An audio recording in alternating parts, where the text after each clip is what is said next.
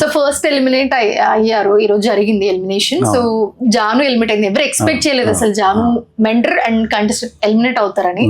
So అంటే ఇక్కడ జాను దేని లేదు కదా, తను కంటెస్టెంట్ కాదు, తను మెంటర్.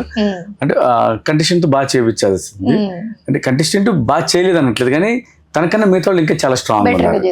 దానివల్ల తన లిస్ట్ లో ఉంది, ఓట్ల ప్రకారం కూడా అలాగే తక్కువ ఉంది, మార్క్స్ కూడా తనకి తక్కువ ఉంది కాబట్టి అలా ఎలిమినేట్ అయింది. అయ్యో ఎక్కడైనా అన్ఫేర్ ఉందేమో అన్నట్టు ఫీల్ అవుతున్నట్టుంది జాను. అవునా, నాకు తెలియదండి మరి.